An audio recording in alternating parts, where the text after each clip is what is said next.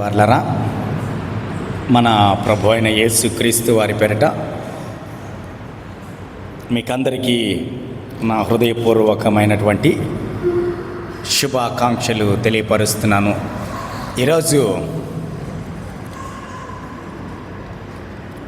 మానవ జీవితంలో ఒక ప్రత్యేకమైన రోజు. మన జీవితంలో ఇంకా అంతకంటే ప్రత్యేకమైన రోజు ఇది. ఎందుకండి?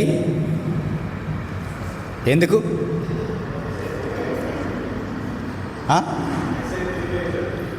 యేసయ్య తిరిగి లేచాడు. అందుకే కొత్త బట్టలు కట్టుకున్నామా? అందుకే సంతోషంగా ఉన్నామా? అందుకే చర్చికి వస్తున్నామా? అవునా? అంతేనా? ఇందులో అర్థము పరమార్థము ఇదేనా? అయితే ఈ సమయంలో దేవుని లేఖన భాగాన్ని మనము జాగ్రత్తగా పరిశీలిద్దాం. ఈ లేఖన భాగము మనకందరికీ తెలిసిందే కాబట్టి ఈ సమయంలో కొంత మీకు నోట్స్ కూడా ఇవ్వాలని నేను ఆశపడుతున్నాను. పునరుత్థాన దినము గురించి కొంత నోట్స్ కూడా ఇవ్వాలని నేను ఆశపడుతూ ఉన్నాను. ఒకవేళ మీరు డైరీలు తెచ్చుకుంటే నోట్ చేసుకోండి. అయితే ఈ సమయంలో ప్రియమైన వారులారా, జ్ఞాపకం చేస్తూ ఉన్నాను, మీకందరికి కూడా పునరుత్థానుడైనటువంటి సజీవుడైనటువంటి దేవాతి దేవుని పరిశుద్ధమైన నామమున నా హృదయపూర్వక వందనాలు తెలియపరుస్తూ ఉన్నాను. చదవబడిన లేఖన భాగాన్ని మరలా ఒకసారి చదువుకుందాం. విశ్రాంతి దినము గడిచిపోగానే మగ్దలేనే మరియయు, యాకోబు తల్లి అయిన మరియయు, సలోమేయు వచ్చి ఆయనకు పూయవలనని సుగంధ ద్రవ్యములు కొనిరి. వారు ఆదివారమున పెందలకడ లేచి బయలుదేరి సూర్యోదయమైనప్పుడు సమాధి యొద్దకు వచ్చుచుండగా సమాధి ద్వారము నుండి మన కొరకు ఆ రాయి ఎవడు పొర్లించునని ఒకరితో ఒకడు చెప్పుకొనుచుండిరి. వారు వచ్చి కన్నులెత్తి చూడగా రాయి పొర్లింపబడి ఉండుట చూచిరి. ఆ రాయి ఎంతో పెద్దది. అప్పుడు వారు సమాధిలోకి ప్రవేశించి తెల్లని నిలువుటంగి ధరించుకొని ఉన్న ఒక పడుచువాడు కుడివైపున కూర్చుండుట చూచి మిగుల కలవరపడిరి. అందుకతడు, కలవరపడుకుడి, సిలువ వేయబడిన నజరేయుడగు యేసును మీరు వెదకుచున్నారు. ఆయన లేచియున్నాడు, ఇక్కడ లేడు. వారు ఆయనను ఉంచిన స్థలము చూడుడి. మీరు వెళ్ళి ఆయన మీకంటే ముందుగా గలిలయలోనికి వెళ్ళుచున్నాడనియు ఆయన మీతో చెప్పినట్టు అక్కడ మీరు ఆయనను చూతురనియు ఆయన శిష్యులతోనూ పేతురుతోనూ చెప్పుడనెను. వారు బయటకు వచ్చి ఆ విస్మయము నుండి వణకుచు సమాధి యొద్ద నుండి పారిపోయిరి. వారు భయపడినందున ఎవనితోనూ ఏమీయూ చెప్పలేదు. ప్రియమైన వారులారా, జ్ఞాపకం చేస్తూ ఉన్నాను, ఈ సమయంలో మన ధ్యానాంశము కూడా పునరుత్థానము. పునరుత్థానము అంటే ఏంటి? పునరుత్థానము అంటే ఏంటి? చనిపోయి తిరిగి లేచుట, అంతేనా? నేను మీ వైపు చూసినప్పుడల్లా మీకు నేను చెప్పిన ఆన్సరు తప్పేమో అనిపిస్తుంది. ఏమ్మా? సింధు ఏదో చెప్తా ఉంది, విందాం. తిరిగి ఉద్భవించుట, తిరిగి జన్మించుట. లాజరు కూడా తిరిగి లేచాడు కదా. యేసుక్రీస్తు ప్రభువారు ఒక అధికారి కుమార్తె, చిన్న పాప, 12 సంవత్సరాల పాప చనిపోయింది అని అంటే అక్కడికి వెళ్ళినప్పుడు ఆ పాపను కూడా లేపాడు కదా. ఆమె పునరుత్థానం చెందింది కదా. ఒక విధవరాలు ఆ గ్రామంలోంచి ఏడ్చుకుంటూ పాడి మీద తనకొక్కడే కుమారుడైతే చనిపోతే ఆ కుమారుడిని తీసుకొని వెళ్తే పాడిని ముట్టాడు కదా. అమ్మ ముట్టాడా? ఆ బిడ్డ లేచాడా? లేచాడా లేదా? వాళ్ళందరూ పునరుత్థానులే కదా, తిరిగి లేచారు కదా వాళ్ళందరూ కూడా. ఏమా ఇప్పుడు యేసులో ఉన్న ప్రత్యేకత ఏంటి? దేవుడు కూడా లేచాడు, ఆయన కూడా లేచాడు. అంటే ఏంది?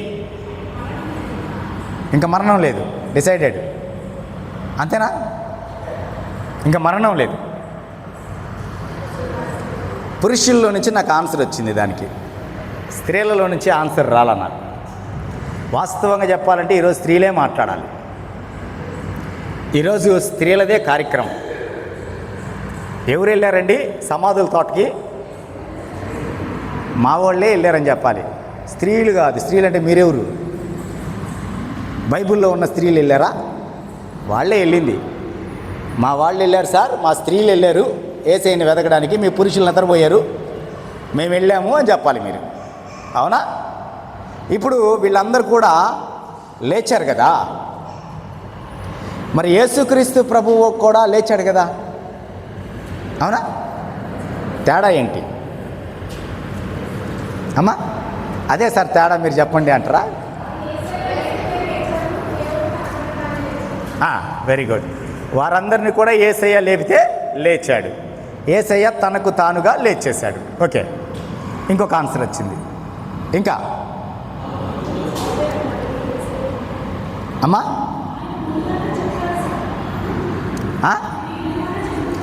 ఆయన నేను చనిపోతానని ముందుగానే చెప్పాడు, చెప్పినట్టుగానే లేచాడు. ఇంకొక ఆన్సర్ వచ్చింది. నాకు కరెక్ట్ ఆన్సరు పురుషుల నుంచి ఆల్రెడీ వచ్చేసింది. ఏంటంటే వారికి యేసయ్యకి తేడా ఏంటంటే, ఈ మధ్యకాలంలో నేను ఒక పెద్ద స్పీకర్ మాట్లాడుతుంటే విన్నాను. బైబిల్ గ్రంథములో 4 పునరుత్థానాలు ఉన్నాయి, 5 పునరుత్థానాలు ఉన్నాయని ఆయన బోధిస్తున్నాడు. జాగ్రత్త కలిగి మనం వాక్యాన్ని నేర్చుకోవాలి. చాలా పెద్ద స్పీకర్ ఆయన. ఆయన మాట్లాడుతుంటే నాకు ఆశ్చర్యం వేసింది. ఆ తర్వాత అదే వేదిక మీద ఇంకొక కూడికలో నన్ను పిలిచారు. అదే వేదిక మీదకి ఇంకొక కూడికలో నన్ను పిలిచారు. పిలిచినప్పుడు నేను పునరుత్థానుడు ఎవరు అనే క్లారిటీని ఇచ్చేశాను. ఆయన తప్పుడు బోధ బోధించాడు. అంటే వాక్యం చెప్తుంది ఆ మాట ఏమనంటే, అంచె దినాల్లో అనేక మంది విశ్వాసులు సహితము మోసగించబడతారు, సేవకులు సైతము పడిపోతారు. దేవుని వాక్యం తెలియపరుస్తుంది. వాక్యములో లేనిది మనము బోధించకూడదు, చెప్పకూడదు. గుర్తుపెట్టుకోండి ప్రియమైన వాళ్ళరా. అందుకే మిమ్మల్ని వాక్యాన్ని చదవమని చెప్పేది. ఎందుకంటే అందుకే మీకు ప్రతి ఆదివారమున ఒక అధ్యాయము హోంవర్క్ ఇస్తున్నాను కదా, అందుకే. అయితే ఇక్కడ 4 పునరుత్థానాలు ఉన్నాయి. దాంతోపాటు యేసుక్రీస్తు ప్రభువారు కూడా తిరిగి లేచారు అని ఒక అద్భుతమైన సందేశం ఇస్తే, ఒక 40-50 సంవత్సరాల నుంచి విశ్వాసులుగా ఉన్నవారు ఆహా ఓహో ఎంత అద్భుతమైన మర్మాన్ని సేవకుడు చెప్పాడు అననంగానే నాకు ఒళ్ళు మండిపోయింది, నాకు ఒళ్ళు కాలిపోయింది. నాకు ఏం మాట్లాడాలా, బయటకు వచ్చా. ప్రభా నాకు ఒక అవకాశం ఇయ్యి అక్కడ అని అడిగాను దేవుణ్ణి. 1 సంవత్సరం తర్వాత దేవుడు మళ్ళీ అవకాశం ఇస్తే నేను మాట్లాడాను. అదే అంశం గురించి మాట్లాడి బైబిల్తో రుజువులు చూపించాను వారికి. యేసుక్రీస్తు ప్రభు ఒక్కడు మాత్రమే పునరుత్థానుడు. గుర్తుపెట్టుకోండి, యేసుక్రీస్తు ప్రభువారు మాత్రమే పునరుత్థానుడు. రెండవ విషయం ఏంటంటే, యేసుక్రీస్తు ప్రభువారే కాదు లేపింది, ఏలియా లేపాడు కదా, ఎలీషా లేపాడు కదా. ఎలీషా గారు లేపారా? పౌలు గారు వెళ్తూ ఉన్నప్పుడు ఆయన నీడబడి చాలామంది రోగులు స్వస్థపరచబడ్డారు కదా. అదే రీతిగా పేతురు, యోహాన్లు కూడా చాలా స్వస్థతలు చేశారు కదా. అయితే వీళ్ళకి వాళ్ళకి యేసుక్రీస్తు ప్రభువారికి తేడా తెలుసుకోవాలి మనం. అయితే ఈ సమయంలో యేసుక్రీస్తు ప్రభువారిని మనం వాడుకున్నాం. ఇప్పుడు పునరుత్థానుడా పరిశుద్ధుడా, మీకు అందరికి వచ్చేమో ఆ పాటని పెట్టా, నన్ను బుక్ చేశారు లాస్ట్లో మీరందరూ కలిసి. నా మీద దోసేశారు మొత్తం కనిండి సార్ అని. అయితే ప్రియమైన వారులారా, జ్ఞాపకం చేస్తున్నాను, యేసు క్రీస్తు ప్రభువారు మాత్రమే సమాధిని గెలిచినవాడు, మరణాన్ని జయించినవాడు. దానికి రుజువులు ఏంటి అనంటే, మిగతా అందరూ కూడా లేపబడిన తరువాత సమాధిలో నుంచి బయటకు వచ్చినప్పుడు తిరిగి వారి దేహాలు ధరించుకున్నారు. అవునా? లాజరు 3 దినాలు సమాధిలో ఉన్నాడు. వాళ్ళ అక్క చెల్లెళ్ళు అన్నారు, అయ్యా ఎందుకు అక్కడికి వెళ్తే కుళ్ళిపోయిన శవాన్ని మనం చూస్తాము, వాసన వస్తుంది కదా. వద్దు ప్రభు అంటే, నువ్వు నమ్మిన ఎడల దేవుని మహిమను చూతువు అని లాజరు సమాధిలో నుంచి బయటికి రమ్మన్నాడు. వచ్చిన తర్వాత లాజరుకు ఉన్నటువంటి కట్లన్నీ ఇప్పేశాడు. లాజరు యథావిధిగా కొంతకాలము జీవించాడు. అదే రీతిగా ఆ యొక్క విధవరాలు తల్లిగా ఉన్నటువంటి ఆమె ఎలీషా ప్రవక్త బ్రతికించాడు కదా ఆమెని. గనురాలైన స్త్రీ షునేమీరాలు, ఆమె యొక్క కుమారుడు చనిపోతే ఎలీషా గారు బ్రతికించారు. యేసుక్రీస్తు ప్రభువారు పాడిన ముట్టగా ఒక విధవరాలి కుమారుడు చనిపోయి తిరిగి లేచాడు. అదే రీతిగా యేసుక్రీస్తు ప్రభువారు 12 సంవత్సరాల పాప చనిపోతే అధికారి కుమార్తెని లేపాడు. వీరందరూ కూడా లేచినప్పుడు శరీరం ఉంది వీళ్ళకి. అవునా? ఎలాంటి శరీరం ఉంది అనంటే, ఈ శరీరాన్ని వారు ధరించుకొని తిరిగి ఆత్మ వారిలోకి వచ్చింది. వారు జీవించారు. జీవించిన తరువాత వారు ఏమయ్యారు? కొంతకాలము తర్వాత తిరిగి వారు మరణించారు. అవునా? ఇప్పుడు యేసుక్రీస్తు ప్రభు వారు తిరిగి లేచిన తర్వాత ఆయన శిష్యుల దగ్గరికి వెళ్ళాడు. స్త్రీలు ఆయన్ని ప్రభువాన్ని పట్టుకోవడానికి వస్తే ఆయన ఏమన్నాడో తెలుసా? ఒక మాట అన్నాడు, నేను ఇంకా పరమునకు ఎక్కిపోలేదు కాబట్టి ముట్టుకోవద్దన్నాడు. అప్పటి వరకు యేసుక్రీస్తు ప్రభువారు వారితోనే కూర్చొని భోంచేశాడు, ప్రక్కన కూర్చున్నాడు, వారి చేతులు పట్టుకున్నాడు. యేసుక్రీస్తు ప్రభు వారి చేతులు పట్టుకున్నారు, ఆయన వస్త్రాన్ని పట్టుకున్నారు, స్వస్థపరచబడ్డారు. ఆయన అనేకులను దాకాడు, స్వస్థపరచబడ్డాడు. కానీ ఇప్పుడు ఆయన శరీర రూపకంగా వచ్చిన దేవుడు ఇప్పుడు ఆత్మగా జీవిస్తూ ఉన్నాడు. జస్ట్ ఆయన కనబడడానికేమో ఒక రూపము కలిగి కనబడుతున్నాడు, కానీ ఆయనలో శరీరపరమైన దేహము లేదు. ఈ దేహము ఈ భూమి మీద విడిచిపెట్టేశాడు. ఇప్పుడు ఆత్మ ఎక్కడికి వెళ్ళాలి? ఎక్కడి నుంచి వచ్చింది ఆత్మ? పరలోకంలో నుంచి వచ్చింది. కాబట్టి దేవుని ఆత్మ ఇప్పుడు తిరిగి మరలా అదే పరలోకానికి వెళ్ళడానికి ముందుగా స్త్రీలు కొంతమంది ఆయన్ని తాకడానికి ప్రయత్నం చేస్తే టచ్ చేయొద్దు నన్ను అన్నాడు. ఇప్పటి వరకు మీలో ఉన్నాను, మీతో ఉన్నాను, మీ వలే ఉన్నాను నేను. ఇప్పుడు నేను చాలా పరిశుద్ధంగా ఉన్నాను. ఎందుకు అనంటే, అప్పుడు నేను శరీరాన్ని ధరించుకొని వచ్చినప్పుడు మీతో ఉన్నాను, ఇప్పుడు నాలో శరీరం లేదు. ఈ శరీరాన్ని విడిచిపెట్టేశాను. ఇప్పుడు నేను పునరుత్థానుడుగా లేచి పరమునకు వెళ్ళబోతూ ఉన్నాను. సరే ప్రియమైన వారులారా, జ్ఞాపకం చేస్తూ ఉన్నాను, ఈ సమయంలో ఇక్కడ 3 స్త్రీలు చాలా ప్రాధాన్యత సంతరించుకున్నటువంటి స్త్రీల గురించి మనం మాట్లాడుకోబోతున్నాం. త్వరగానే నేను ముగించేస్తాను, ఎందుకంటే ఈ దిన మన ఆరాధన కొంచెం ఒక అరగంట మన బండి లేటుగా నడిచింది. ఈ అరగంటని మనము వాక్యములో కట్ చేసుకొని 1 గంటకల్లా మనము అన్నీ ముగించుకొని భోజనానికి వెళ్ళిపోదాం. అయితే ఈ సమయంలో ఈ 3 మహిళల గురించి కొంత సమాచారాన్ని మనం తెలుసుకుందాం. ఎవరండి ఈ 3 మహిళలు? పునరుత్థానాన్ని గుర్తించిన మహిళలు. యేసు బ్రతికినప్పుడు చెప్పిన మాటలను గుర్తించిన వారు. అంటే పురుషులకి గుర్తించలేదా? రాసుకుంటున్నాం కదా సార్, భలేవాళ్ళే మీరు. తెల్లవారుజామున 5 గంటలకి రాసుకోమంటున్నారు, రాసుకుంటున్నాం. గురువారం రాసుకోమంటున్నాం, రాసుకుంటున్నాం. ఆదివారం కూడా రాసుకుంటున్నాం సార్, సోమవారం మర్చిపోతున్నాం సార్ అంటారా? కానీ వీళ్ళు గుర్తుపెట్టుకున్నారంట. ఏంటి? వీళ్ళు గుర్తుపెట్టుకొని సమాధి దగ్గరకు వచ్చారంట. అయితే వీరిలో 3 ఉన్నారు. మొదటి ఆమె పేరేంది?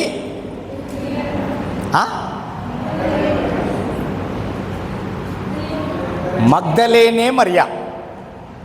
మగ్దలేనే మరియా, ఈమె గురించి తొలి ప్రస్తావన బైబిల్ గ్రంథంలో రాయబడింది. ఏంటంటే ఈమె ఎవరు అనంటే, ఈమె గురించి ఇంకా మీరు స్పష్టంగా ఇంటికి వెళ్ళి లేఖన భాగాలు తిరిగేయండి.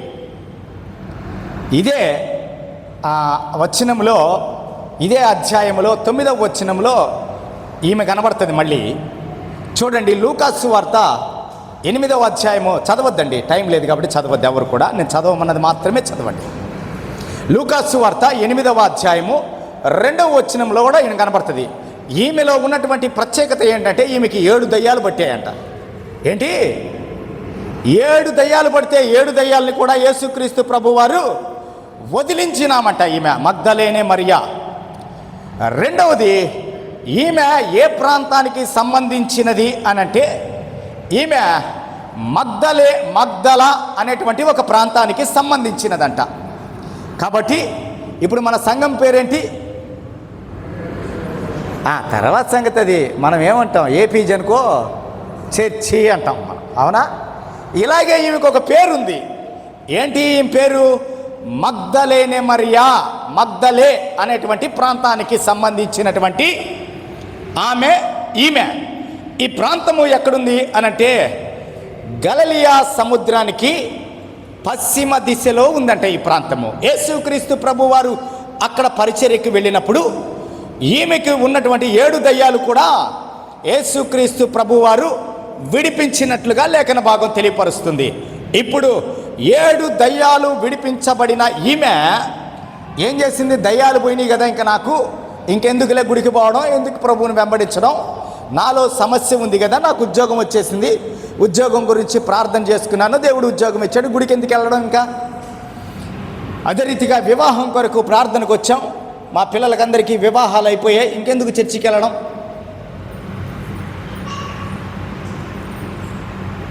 ప్రమోషన్స్ కొరకు ప్రార్థన చేశాం, ప్రమోషన్స్ వచ్చాయి, ఇంకెందుకు చర్చికి వెళ్ళాలి. గర్భఫలాల కొరకు ప్రార్థన చేశాం, గర్భఫలాలు వచ్చాయి, ఇంకెందుకు చర్చికి వెళ్ళడం. నేటి దినాల్లో క్రైస్తవులు ఇలాగే ఉన్నారు, అవునా కదా? అవునా కదా? స్వస్థపరిచాడు, చర్చికి వచ్చేసాము, కొంతకాలము ప్రభువుని వెంబడించాము, తర్వాత ఏం చేస్తున్నాం మనం? టైం లేదు పాస్టర్ గారు, చర్చికి రావట్లేదు ఏంది అని అంటే అప్పుడేమో చర్చి తలుపులు తీయడం ఆలస్యం, ఫస్ట్ ఈమె వచ్చి కూర్చునేది, ఈయనే వచ్చి కూర్చునేవాడు. ఇప్పుడు రావట్లా. కానీ ఈమె ఏం చేసిందో తెలుసా? యేసుక్రీస్తు ప్రభు వారి యొక్క పరిచర్యలో ముందుకు వెళ్ళింది, ఆయనతో తిరిగింది, ఆయన వెంబడే ఉంది. ఆయన మరణించిన తరువాత ఆ సహవాసాన్ని కోల్పోలా, స్త్రీల సమాజాన్ని కోల్పోలా. అక్కడ స్త్రీల సమాజం ఒకటి ఉంది, అవునా? చాలామంది స్త్రీలు ఉన్నారు, వీళ్ళు ముగ్గురే కాదు, కాకపోతే ప్రత్యేకంగా వీళ్ళ ముగ్గురు గురించి ప్రస్తావించబడింది. వీరు చేసిన కార్యాలను బట్టి చాలామంది స్త్రీలు కూడా వీరితో పాటు ఉన్నారు.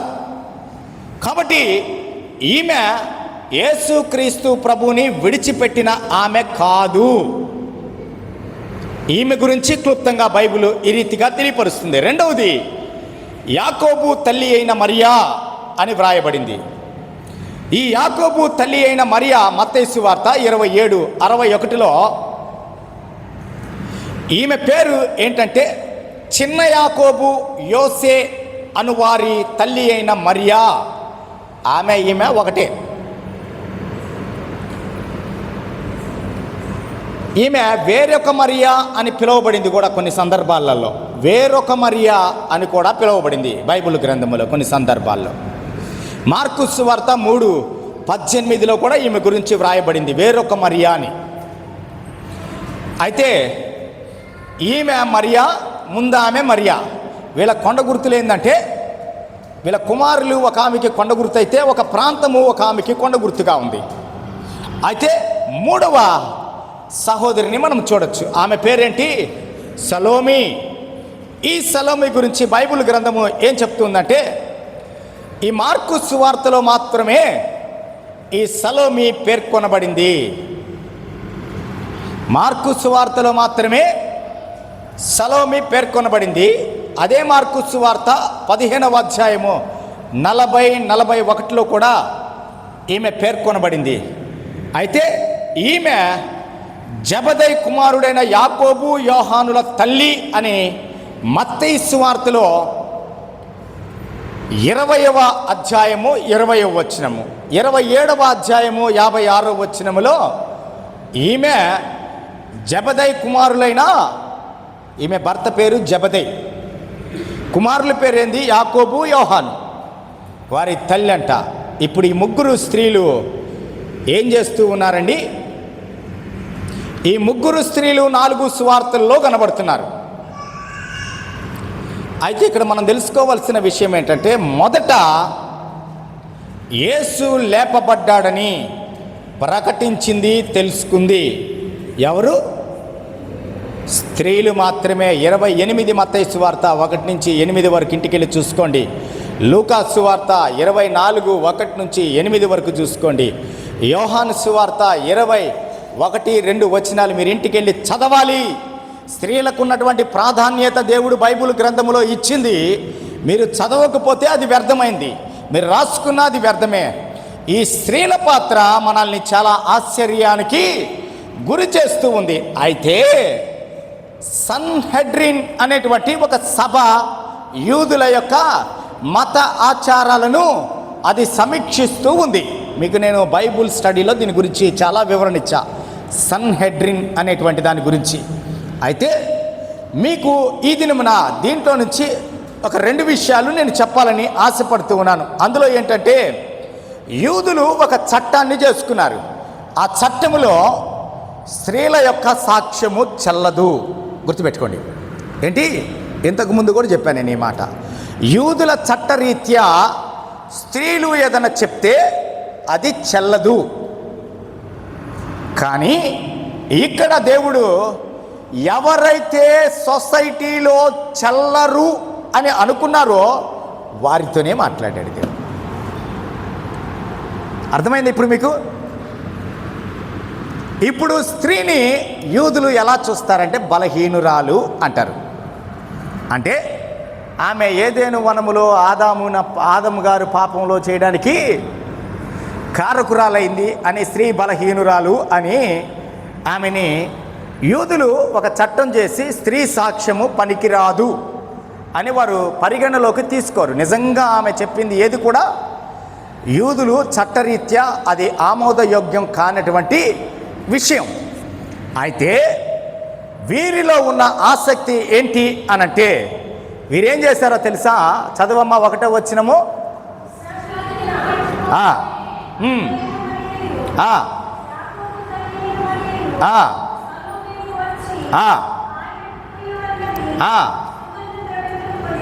ఏం కొన్నారు వాళ్ళు? సుగంధ ద్రవ్యాలు కొన్నారు ఈ ముగ్గురు. అయితే ప్రియమైన వాళ్ళరా, ఈ ముగ్గురు స్త్రీలు యేసుక్రీస్తు ప్రభువారు సిలువ వేయబడడం కూడా చూశారు. ఏంటి?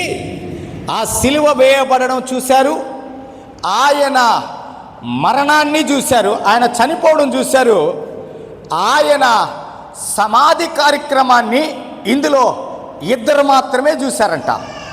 15వ అధ్యాయం మార్కు 47వ వచనం, మత్తయి 15:47లో కూడా ఈ మాట వ్రాయబడి ఉన్నది.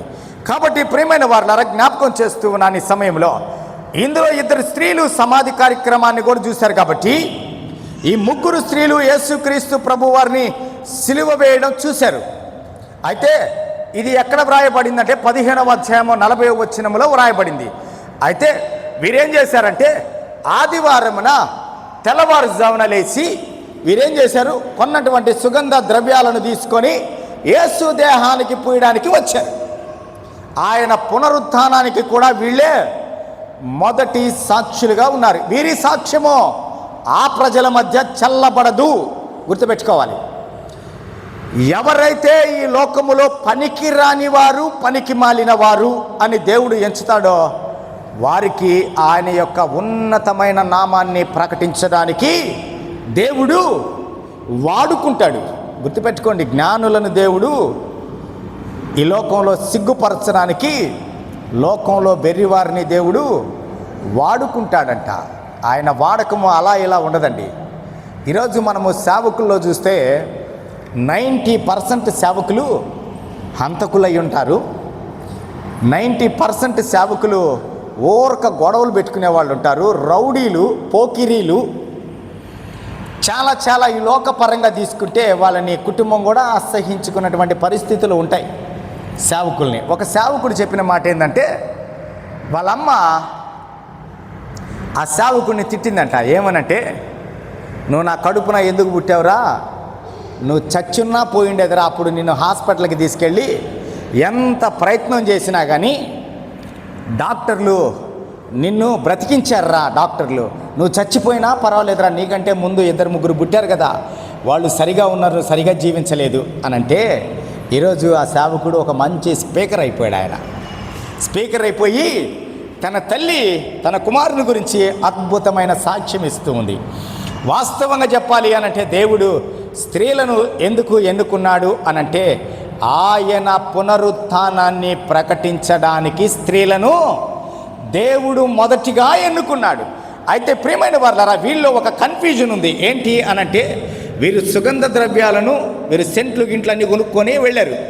దేనికి వెళ్ళారు? వీళ్ళు వెళ్ళిన పర్పస్ ఏంటో తెలుసా? ఆ దినాల్లో యూదుల యొక్క ఆచారం ఎలా ఉండేదంటే, వారు చనిపోయి 3 దినాలు అయిపోయిన తర్వాత ఆ డెడ్ బాడీకి వారు ఏం చేసేవారో తెలుసా? సుగంధ ద్రవ్యాలు స్మెల్ రాకుండా ఉండడం కోసంగా సుగంధ ద్రవ్యాలు పూసేసి వచ్చేవారు. సమాధులు ఈ దినాల్లో లాగా భూమిలో నాటబడినవి, అంటే భూమిలోకి మనము ఎన్ని అడుగులు తీస్తే ఒక 3-4 అడుగులు తీసి పాతి పెడతాం. కానీ ఆ దినాల్లో అలా చేసేవారు కాదు. వారు ఏం చేసేవారంటే సమాధిని తొలిపించుకునేవారు. కొండని తొలిపించుకొని చాలా పెద్దది తొలిపించుకునేవారంట. ఎలా తొలిపించుకునేవారంటే, నాకు తెలిసి దీనికంటే పెద్దదిగా సమాధిని తొలిపించుకొని దాంట్లో అర్రలు ఉండేయంట. ఆ అర్రలు ఏంటంటే, ఆ కుటుంబంలో ఉన్నటువంటి ఒక 5 మంది పిల్లలు, భార్య, భర్త, వారి పిల్లలు చనిపోతే వారందరూ కూడా ముందుగా సిద్ధపరుచుకునే వాళ్ళంట అర్రలు. అలాగా వీరు సమాధిలోకి వెళ్ళి చూశారు కదా, దిగి చూశారా? అక్కడ రాయబడిన మాట ఏంది? వారు వెళ్ళి సమాధిలోకి వెళ్ళి చూడగానే ఒక పడుచువాడు వారికి కనపడను. సమాధిలోకి ఎలా వెళ్ళగలిగారు? యూదులు ఏం చేసేవారంటే ఇలాంటి సమాధులు కట్టుకునేవారంట. కొండల్ని తొలిపించుకొని ముందుగానే సమాధులు తొలిపించుకొని, ఇది నాకు నా కుటుంబానికి. ఇప్పుడు మనం ఏం చేస్తాం? అపార్ట్మెంట్ కొనుక్కొని ఇది నా పెద్ద కొడుక్కి, ఇంకొక ఇల్లు కొనుక్కొని ఇది నా చిన్న కొడుక్కి, అవునా? ఒక స్థలం కొనుక్కొని నా కూతురికి. కానీ వాళ్ళు చేసే పని ఏం చెప్పండి? ఏం చేశారు? చాలా విచిత్రంగా సమాధిని తొలిపించుకొని, ఇది నాకు, నా తర్వాత నా భార్యకి, పెద్దోడికి, చిన్నోడికి, మూడోవాడికి. ఇప్పుడు కట్టించుకుంటారా ఎవరన్నా? సమాధులు కట్టించుకుంటారా ఎవరన్నా? స్థలం ముందే కొనేసుకుంటారా సమాధుల తోటలో? సమాధుల తోటకు రమ్మంటేనే సార్ భయం సార్, భలే వాళ్ళు గమ్మూరుకోండి, నేను రాలేనులే, ఏమనుకోబాకండి సార్ అని చెప్తుంటారు. అయితే ఈ స్త్రీలు లోపలికి వెళ్ళి యేసు తమతో గడిపిన దినాలను, క్షణాలను జ్ఞాపకం చేసుకొని డెడ్ బాడీకి పూయడానికి వెళితే అక్కడ ఒక సమాచారం వచ్చింది వారికి. ఏమని సమాచారం వచ్చిందంటే, అమ్మా ఆయన ఇక్కడ లేడు, ఆయన మీతో చెప్పాడు కదా, ఎక్కడికి? గలిలయ అనేటువంటి ప్రాంతానికి నేను లేచిన తర్వాత వస్తానని మీతో చెప్పి ఉన్నట్టుగా ఆయన గలిలయలో ఉన్నాడు. యేసుని మీరు ఎందుకు ఇక్కడ వెతుకుతూ ఉన్నారు? ఇది మృతులు నివాసం ఉండే స్థలము, ఇక్కడ దుర్వాసన కంపు కొట్టేటువంటి ప్రాంతము. ఆయన పరిశుద్ధుడు, నీ పరిశుద్ధుని కుళ్ళు పట్టనీయమని దావీదు మహారాజు ప్రవచించిన రీతిగా ఆయన పరిశుద్ధుడు. కాబట్టి ఆయన లేచాడు. ఆయన లేచినప్పుడు ఆ శరీరము ఇక్కడ మట్టిలో మట్టి అయిపోయింది. ఆయన ఆత్మ ఎక్కడ ఉంది అని అంటే, ఎక్కడుంది? గలిలయ ప్రాంతములోకి వెళ్ళి అనేకులతో మాట్లాడడానికి మీకంటే ముందుగా ఇప్పుడు మీరు రావాల్సింది ఎక్కడికి? సమాధుల తోట కాదు, పొరపాటు చేశారు. మీరు సమాధుల తోటకి వెళ్ళారు. మీరు ఎక్కడికి వెళ్ళాలి? ఆయన ముందుగా మీతో చెప్పాడు కదా, నేను గలిలయ ప్రాంతానికి వస్తాను, మీతో మాట్లాడతాను 3వ దినం లేచి అని చెప్పాడు కదా. ఇప్పుడు వీరు నిజంగా విశ్వాసులైతే వీరేం చేయాలి? ఇప్పుడు వీళ్ళు డెడ్ బాడీని పూయడానికి వచ్చారు. వీళ్ళు ఏం చేశారు? డెడ్ బాడీకి సుగంధ ద్రవ్యాలు పూసి ఆ డెడ్ బాడీ స్మెల్ రాకుండా చేయడం కోసంగా వెళ్ళారు వీళ్ళు. కానీ వీళ్ళు నిజంగా విశ్వాసులైతే ఎక్కడికి వెళ్ళాలి? వీళ్ళు గలిలయకి వెళ్ళాలి. గలిలయకి వెళ్ళి గలిలయలో ప్రభు కొరకు వెయిట్ చేస్తూ ఉండాలి. ఇప్పుడు సమాచారం వచ్చేసింది. రెట్టించిన ఉత్సాహంతో అక్కడంట వాళ్ళందరూ బిగిసుకుపోయారంట. ఏంటి? విస్మయముందిరి. ఆ మాట ఎంత విస్మయం పొందడం అంటే ఏంటో తెలుసా? ఆశ్చర్యపోవడం. ఆశ్చర్యపోవడం అంటే దానికి ఇంకేమైనా చెప్పాలి అర్థం? మనకి ఇంకేం అర్థం లేదు. మనం అంటాం కదా ఏదన్నా ఒక ఆశ్చర్యగా, నాకా ఉద్యోగం వచ్చింది, నాకేనా ఉద్యోగం వచ్చింది, ఆశ్చర్యపోతాం కదా మనం. అలాంటి ఆశ్చర్యంతో వాళ్ళు బయటికి పరిగెత్తుకుంటూ వచ్చారంట. పరిగెత్తుకుంటూ వచ్చి ఎక్కడికి వెళ్ళారో చెప్పండి వాళ్ళు. అక్కడ చాలా స్పష్టంగా మాట్లాడుతున్న మాట ఏందో తెలుసా? దూత ఆయన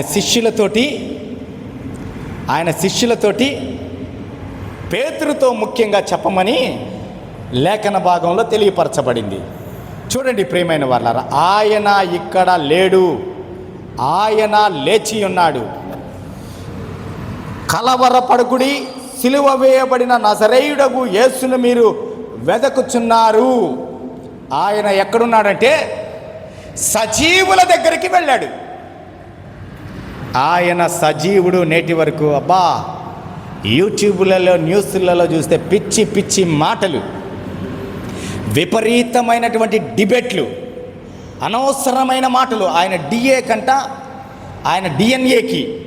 డిఎన్ఏకి ఇండియన్కి సంబంధించినటువంటి డిఎన్ఏకి చూపిస్తున్నారు ఒక్కొక్క పనికి మాలినాడు. అవన్నీ మీరు నమ్మాల్సిన విషయం లేదు, దాంతో పని లేదు మనకి. ఆయన లేచి ఉన్నాడు, అదే మన పని. ఆయన ఏం చెప్పాడు? మీరు వెళ్ళి పేతురుతో శిష్యులతో ఈ మాటను తెలియజెప్పమన్నాడు. ఈ స్త్రీలు చేసిన పని ఏంటో తెలుసా? నేరుగా అపోస్తుల దగ్గరికి వెళ్ళిపోయారు, పేతురు దగ్గరికి వెళ్ళారు. వెళ్ళి యేసుక్రీస్తు లేచిన సంగతిని, సమాధి దగ్గర జరిగిన సంగతిని చెప్పారు. చెప్తే వారేం చేశారు? అవునా, యేసయ్య లేచాడా, పదండి మనం అందరం కూడా వెళ్ళి లోకానికి చాటిద్దాం అన్నారా? వారు నమ్మలేదంట. లూకాసు వార్త 24:10-12 చూస్తే వాళ్ళు ఏం చేశారు? నమ్మారా? నేను కూడా నమ్మను మిమ్మల్ని. ఎందుకో చెప్పండి? మిమ్మల్ని ఎవరిని నేను నమ్మను. ఎందుకో చెప్పండి? 9:30కి మీరంతా చర్చికి వచ్చారనుకోండి, నాకెవరన్నా దారిలో ఫోన్ చేశారనుకో, సార్ మన వాళ్ళంతా సంఘం మొత్తం 9:30కి వచ్చింది, సంఘం మొత్తం 9:30కి వచ్చేసారు సార్ పిల్ల పాపలతోటి సంఘానికి ఇది అని అంటే నేనేమైపోతాను? ఆశ్చర్యపోయి కారు కూడా పక్కన పెట్టేసి రోడ్డు మీద నిలబడే ఉంటాను నేను. అలా అయిపోయారు వీళ్ళు కూడా. నేనేమంటానంటే, నిజంగా చూడండి మన వాళ్ళందరూ వచ్చారా, నేను నమ్మని మాటని. అపోస్తులు కూడా ఇప్పుడు ఏం చేశారో తెలుసా? యేసుక్రీస్తు లేచాడా అని పరిగెత్తుకుంటే ఎక్కడికి వెళ్ళారు వాళ్ళు? స్త్రీల సాక్ష్యం చెల్లదు కదా పాపం. వీళ్ళు ఎంత ప్రయాసపడి వచ్చి వాళ్ళకి చెప్తే వాళ్ళు ఏం చేశారు? మీరు ఆగండి అని పరిగెత్తుకుంటే వెళ్ళి, పేతురు అయితే ఒక అడుగు ముందుకేసి వెళ్ళిపోయాడు లోపలికి. వెళ్ళిపోయి చూసిన తర్వాత, ఖాళీ సమాధిని చూసిన తర్వాత వీరికి రెట్టించిన బలం వచ్చిందంట. రెట్టించిన బలం వచ్చి, ఎస్, నా దేవుడు బ్రతికినప్పుడు చెప్పాడు ఈ మాట. ఏమని? నేను ఈ లోకము నిమిత్తము శ్రమ పడడానికి వచ్చాను, మీ అందరి పాపముల నిమిత్తము మరణించడానికి వచ్చాను, నేను సజీవుడుగా తిరిగి లేస్తాను, నేను పునరుత్థానుడుగా ఆరోహణమవుతాను, తిరిగి వచ్చి మిమ్మల్ని తీసుకెళ్తాను. ఆయన చెప్పింది అప్పుడు గుర్తొచ్చింది వాళ్ళకి. అప్పుడు దాకా 3 రోజులు ఏం చేస్తున్నారు వాళ్ళు? ఉపవాసం ఉన్నారా? ఎవరు పని వాళ్ళు స్టార్ట్ చేసుకున్నారు. అయిపోయింది. ఒక అధ్యాయం ముగిసింది. ఆయనతో పాటు వెళ్ళాము. అద్భుతాలు బ్రహ్మాండంగా చేశాడు దేవుడు, చక్కగా చేశాడు. వెళ్ళిన ఊర్లల్లా మాకు మంచి మంచి ఫుడ్ దొరికింది. సేవకులతో చాలామంది తిరుగుతూ ఉంటారు. వాళ్ళు తిరిగేది ఎందుకో చెప్పండి? మేము ఒక సేవకుడికి నెల్లూరుకి వచ్చినప్పుడు, వైజాగ్ నుంచి వచ్చాడు ఆ సేవకుడు.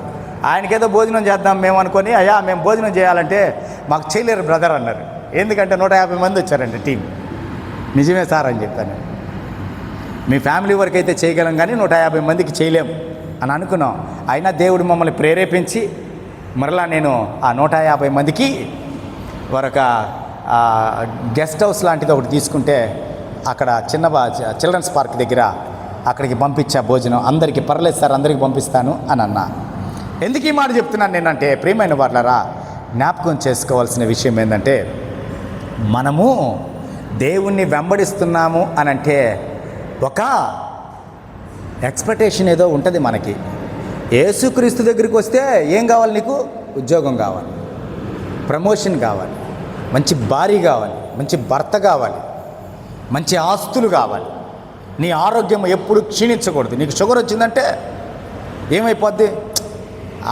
ఇన్ని సంవత్సరాలు చర్చికి పోతుంటే నాకే షుగర్ వస్తుందా, నాకే బీపీ వస్తుందా, నాకే వ్యాధులు వస్తాయా? మనం మాత్రం యేసుక్రీస్తు దగ్గరికి వస్తే బాగా ఎక్స్పెక్ట్ చేస్తాం. వీళ్ళు కూడా ఏం చేశారంటే దుకాణాన్ని బంద్ చేసేసారు. వీళ్ళు బంద్ చేసి అయిపోయింది, యేసుక్రీస్తు చరిత్ర సమాధిలోకి వెళ్ళిపోయింది, ఆయన లేచినప్పుడు చూసుకుందాలని చెప్పి ఎవరు పాటికి వాళ్ళు పని మీద వెళ్ళారు. కానీ స్త్రీలు ఏం చేశారంటే పాపం వాళ్ళన్నా శ్రద్ధ తీసుకుని పోయి ఆయన దేహానికి సుగంధ ద్రవ్యాలు పూయడానికి వెళితే ఆశ్చర్యపోయారు వాళ్ళు. నేను ఆశ్చర్యపోయినట్టుగా 9:30 రాగానే మీరు, నేను ఆశ్చర్యపోతాను కదా, నన్ను ఎప్పుడు మీరు ఆశ్చర్యపరుస్తారా అని ఎదురు చూస్తున్నా 5 సంవత్సరాల నుంచి. నన్ను ఎప్పుడూ ఆశ్చర్యపరచలేదు, కానీ నిరాశపరుస్తూనే ఉన్నారు మీరు. మీకు అది అలవాటైపోయింది. నన్ను మా పాస్టర్ గారిని చూడండి, ఈ వారము ఇంకా నిరాశలోకి నెట్టేస్తాం. మేము 10:30కి వచ్చేవాళ్ళం 11 గంటలకు వస్తాం, 11కి వచ్చేవాళ్ళం 11:30కి వస్తాం.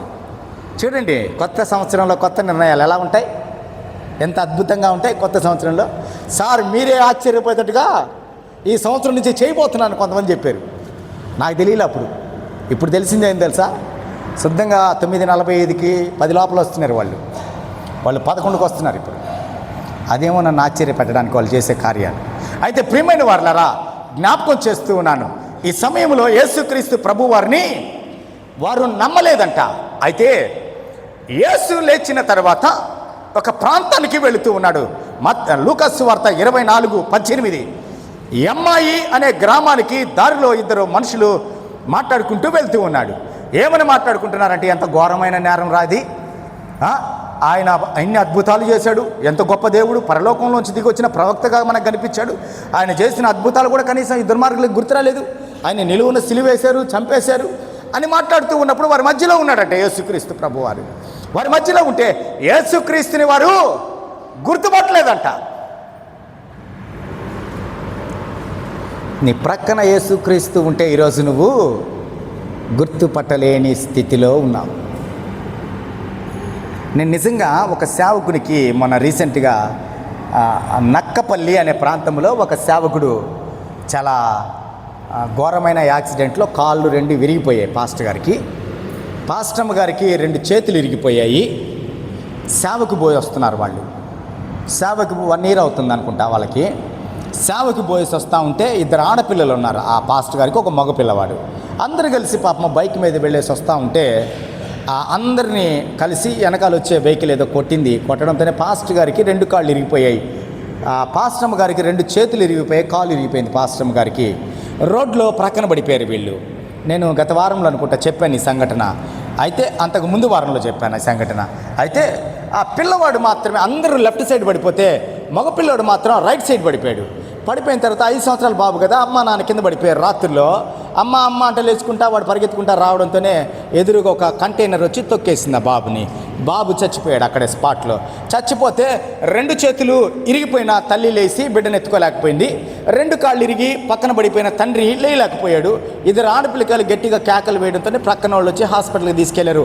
పాస్టర్ గారికి కాలు సర్జరీ చేయాలని చెప్పారు. సర్జరీ అయిపోయింది.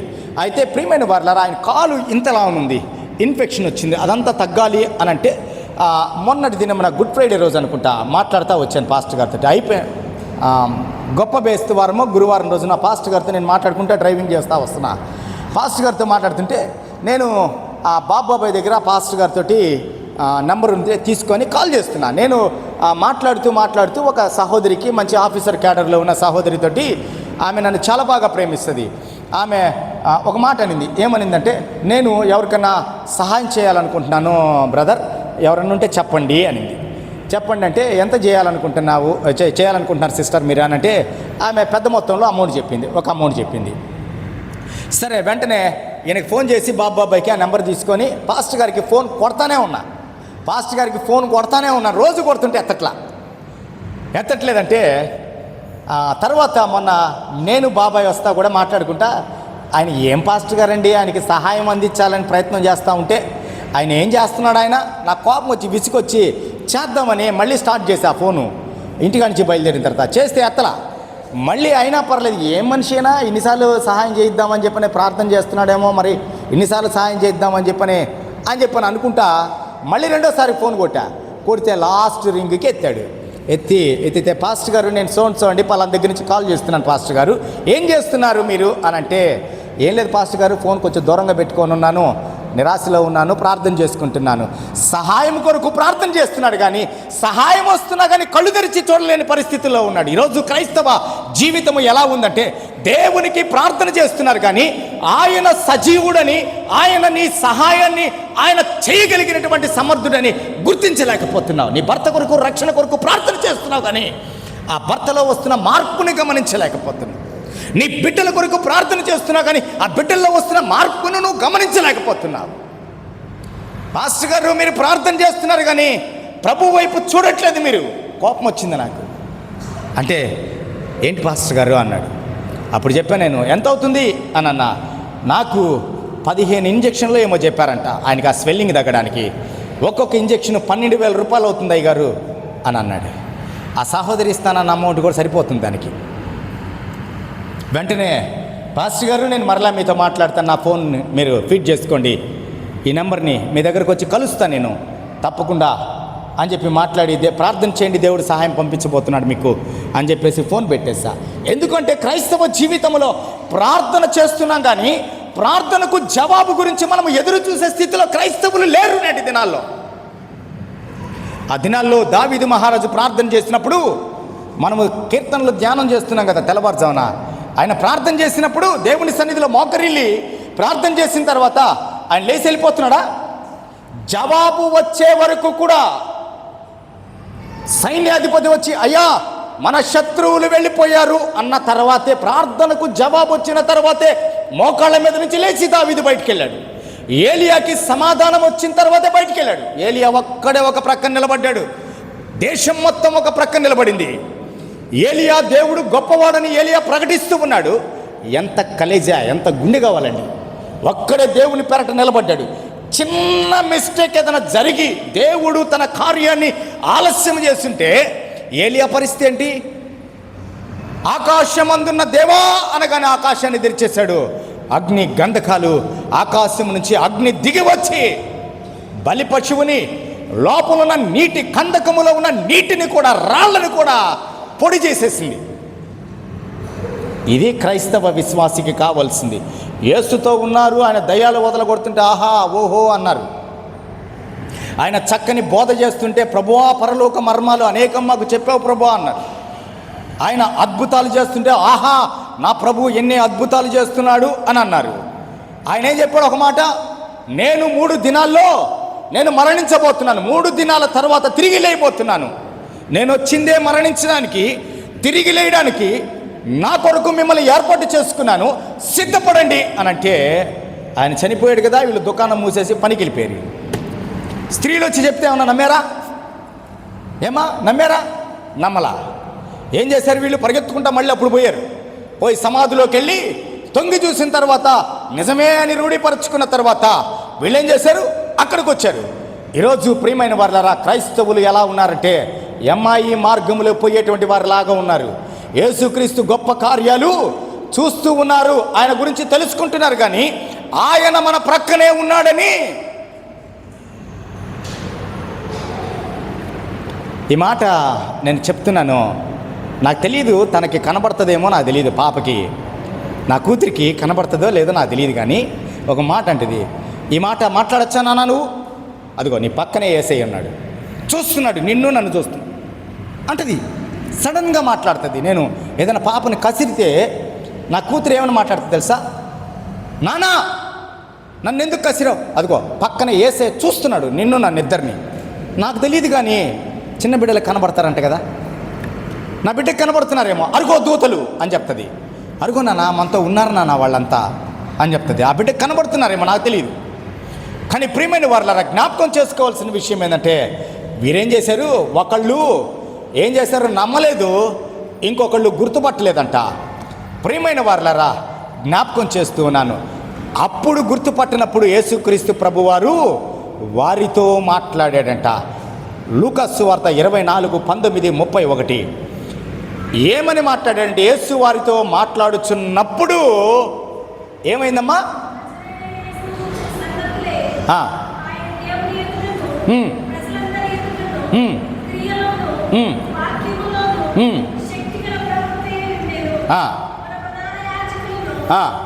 అమ్మ చివరి వచ్చినాను చదవండి అమ్మ, లాస్ట్ 31 లోపల, 30 కానీ 31 కానీ చదవండి.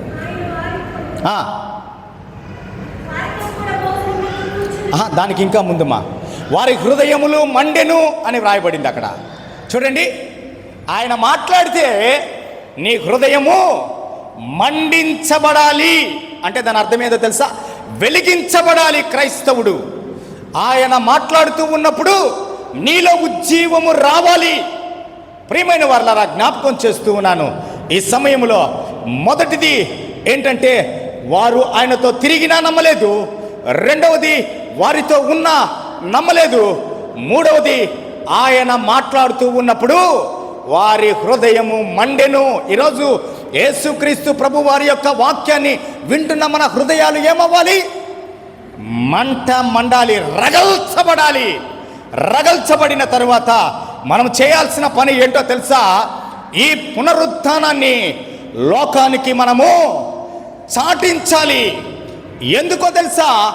ఆయన పునరుత్థానుడు, గుర్తుపెట్టుకోండి, ఆయన పునరుత్థానము అనగా ఏంటంటే, చనిపోయి తిరిగి లేచాడు. యేసుక్రీస్తు వారు మాత్రమే లేచాడు. రెండవది, పునరుత్థానము వలన మనకు ఉపయోగము ఏంటి? పునరుత్థానం వల్ల, ఆయన్ని వెంబడించడం వల్ల మనకు ఉపయోగం ఏంటి?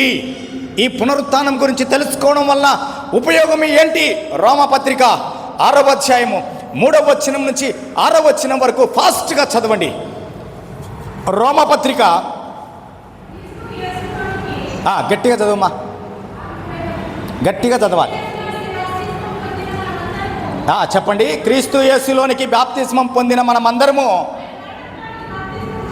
ఆయన మరణములో కూడా బాప్తిస్మము పొందుతాము.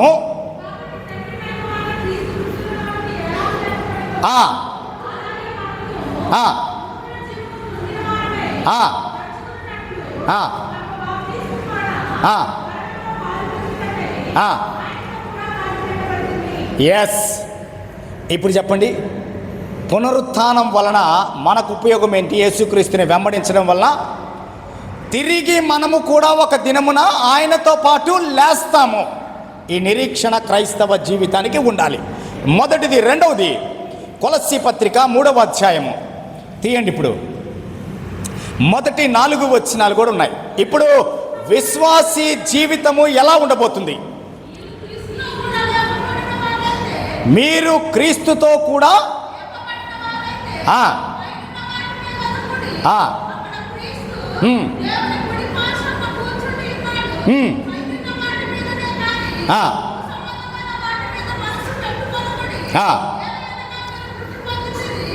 ఏలయనగా మీరు మృతి పొందితిరి, మీ జీవం ఎక్కడుందండి? క్రీస్తుతో కూడా దేవుని దగ్గర దాచబడి ఉంది. మనకు జీవమై ఉన్న క్రీస్తు ప్రత్యక్షమైనప్పుడు ఆయనతో కూడా మహిమయందు మీరును ప్రత్యక్షపరచబడుదురు. అంటే దాని అర్థం ఏంటంటే, ఎవరైతే క్రీస్తుని నమ్మారో, ఎవరైతే క్రీస్తుని గుర్తుపట్టారో, ఎవరైతే క్రీస్తుతో కలిసి నడిచి వారి హృదయాలు వెలిగించుకున్నారో, వారికి దేవుడిచ్చేది ఏందో తెలుసా? ఆ విశ్వాసి చనిపోతే ఎక్కడుంటాడండి? ఆ విశ్వాసి యొక్క ప్రాణం ఎక్కడుంటుంది? ఎవరి చేతిలో ఉంటుంది? దేవుని చేతిలో ఉంటుందంట. అందరి కాదు, గుర్తుపెట్టుకోండి. చర్చికి వచ్చే అందరి కాదు, బైబిల్ ఎత్తుకొని ఆదివారం ఆరాధనకు వచ్చి 4 పాటలు పాడి వెళ్ళిపోయే వాళ్ళే కాదు. క్రీస్తుకు కలిగిన మనస్సు కలిగి జీవించినటువంటి విశ్వాసి యొక్క ప్రాణము ఎక్కడ ఉంటుందంటే దేవుని దగ్గర, ఆయన దగ్గర దాచబడి ఉన్నదంట. ప్రియమైన వారలారా, జ్ఞాపకం చేస్తున్నాను. మూడవది, నమ్మితే దీన్ని మన నిరీక్షణ ఎలాంటిదో మొదటి దశలోనికైలకు రాసిన పత్రిక, ఈ మాటను చదువుకొని వాక్యాన్ని ముగించుకుందాం. మొదటి దశలోనికైలకు రాసిన పత్రిక 4వ అధ్యాయం 14వ వచనం చదువమ్మా. అమ్మ గట్టిగా ఒకళ్ళు చదవండి. యేసు మృతి పొంది తిరిగి లేచెనని మనము నమ్మిన ఎడల అదే ప్రకారము యేసునందు నిద్రించిన వారిని ఆయనతో కూడా వెంటబెట్టుకొని వస్తాడు. హల్లెలూయా చెప్దామా? ఇప్పుడు చెప్పండి, పునరుత్థానము ఎందుకు? నీ జీవితమును దేవుని యందు నిరీక్షణ కలిగి తిరిగి మరలా నువ్వు జన్మించబోతూ ఉన్నావు. మృతులైన వారిని దేవుడు తీర్పు తీర్చడానికి భూమి మీదకి వచ్చేటప్పుడు ఏం చేయబోతున్నాడు ఆయన చెప్పండి? జీవము ఎక్కడుంది? మన జీవము, మన ప్రాణం ఎక్కడుంది?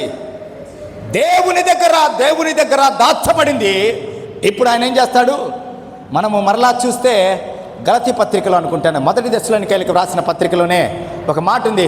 ఆయన ఆర్భాటముతోనూ ప్రధాన దూత శబ్దముతోనూ దేవుని బూరతోనూ పరలోకములో నుంచి దిగి వచ్చినప్పుడు ఎవరు లేస్తారు?